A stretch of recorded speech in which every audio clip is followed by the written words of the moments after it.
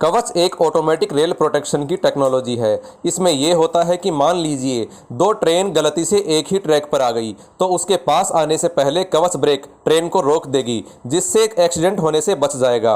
अगर कोरोमंडल एक्सप्रेस में रेल कवच लगा होता तो 288 लोगों की जान नहीं जाती। ऐसे में हमारे लिए यह जानना जरूरी है कि क्या है रेल कवच, जिससे ओडिशा रेल हादसे को टाला जा सकता था। रेल कवच एक ऑटोमेटिक ट्रेन प्रोटेक्शन सिस्टम है। इसे ट्रेन कोलिजन अवॉइडेंस सिस्टम यानी TCAS कहते हैं। यह भारत में 2012 में बनकर तैयार हुआ था। इंजन और पटरियों में लगे इस डिवाइस की मदद से ट्रेन की ओवर स्पीडिंग को कंट्रोल किया जाता है। इस तकनीक में किसी खतरे का अंदेशा होने पर ट्रेन में अपने आप ब्रेक लग जाता है।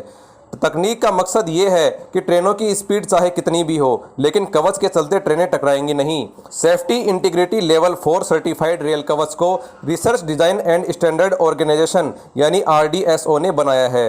अब हम जानते हैं कि रेल कवच दो ट्रेनों के बीच टक्कर को आखिर रोकता कैसे है। इस टेक्नोलॉजी में engine micro processor, global positioning system यानी GPS और रेडियो संचार के माध्यम सिग्नल सिस्टम और कंट्रोल टावर से जुड़ा होता है। यह ट्रेन के ऐसे दो इंजनों के बीच टक्कर को रोकता है जिनमें रेल कवच सिस्टम काम कर रहा हो। ऐसे में अगर रेड सिग्नल है तो ड्राइवर 2 किलोमीटर पहले ही इंजन में लगे डिस्प्ले सिस्टम में यह देख लेता है। इसके बावजूद यदि ड्राइवर रेड सिग्नल की अनदेखी करता है और स्पीड को बढ़ाता है तो कवच एक्टिव हो जाता है। कवच तुरंत ड्राइवर को अलर्ट मैसेज भेजता है, साथ ही इंजन के ब्रेकिंग सिस्टम को सक्रिय कर देता है।